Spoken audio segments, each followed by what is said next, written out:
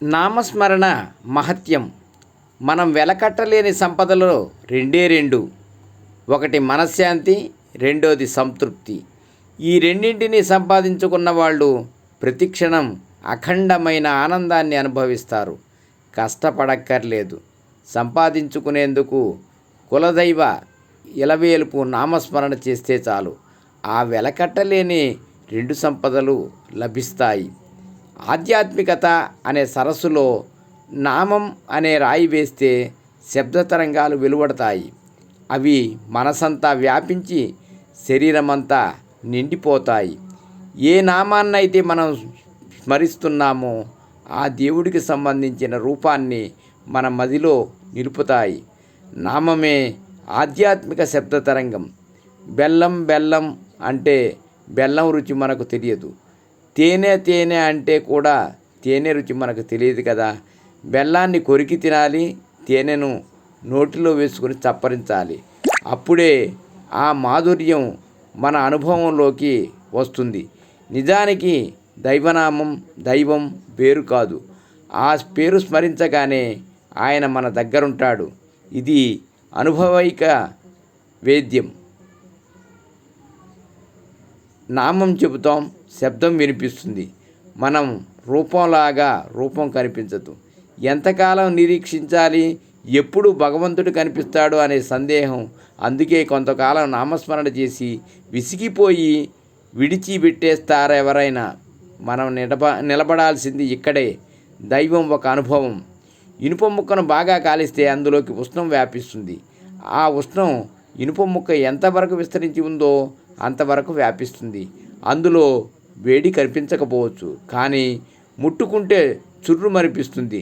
నామస్మరణతో మనసును పదే పదే భక్తిపూర్వకంగా సాధనలో ఉంచుకుంటే దేహమంతా ఆధ్యాత్మిక తరంగ ప్రవాహంగా మారిపోతుంది. నామస్మరణ చేయగా చేయగా వెదురు ముక్క కూడా అలాంటి శరీరం వేణువవుతుంది.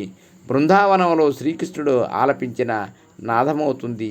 ముల్లోకాలు తిరిగి నారాయణ నారాయణ అని స్మరించే నారదుడి చేతిలో తంబుర అవుతుంది. భక్తి ప్రేమలను నింపి చేసే నామస్మరణకు మించిన యోగం లేదు. పూర్వజన్మం పుణ్యం వల్లనే ఆ భాగ్యం కలుగుతుంది. దాన్ని దక్కించుకున్నవారు తుకారాం, త్యాగయ్య, అన్నమయ్య, రామదాసు, ప్రహ్లాదుడు లాంటి భక్తులు. వారే సజీవ సాక్ష్యంగా కాలంలో నిలిచి నామ మహత్యాన్ని విశ్వానికి వెల్లడించారు. పురాణాల్లో, శాస్త్రాల్లో చదివాం ఆ మహానుభావుల గురించి. మనం కూడా అనుభవంలోకి తెచ్చుకోవచ్చు. అందుకు కావలసింది సాధనయే. పూజ కోసం సామాగ్రి కొనాలి. కొన్ని నియమాలు పాటించాలి.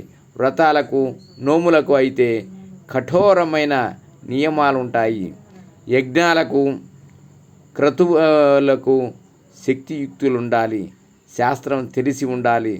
దోషరహితంగా చేయాలి. కలియుగంలో నామస్మరణను మించింది లేదని చెప్పారు. ఎక్కడ ఉన్నా, ఏ పని చేస్తున్నా మనసును లగ్నం చేసి నామం స్మరించుకోవచ్చు. పనికి ముందు పనులు చేస్తూ నామస్మరణ, పని తర్వాత మళ్ళీ నామస్మరణ చేస్తూ ఉంటే ఆ చేసే పని పవిత్రమవుతుంది. అందులోని దోషాలు హరించిపోతాయి. ఆ విధంగా చేసే కర్మ భగవదర్పణ కర్మ అవుతుందని భగవద్గీత చెబుతుంది.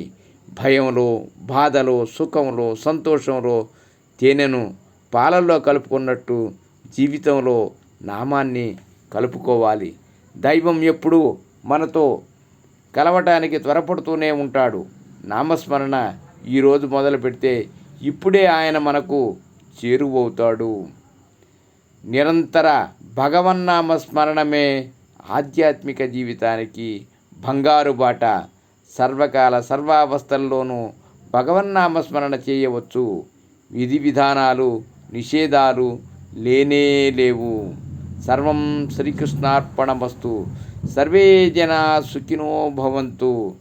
లోకా సమస్త సుఖినో భవంతు. శుభం భూయాత్. ఓం శాంతి శాంతి శాంతి.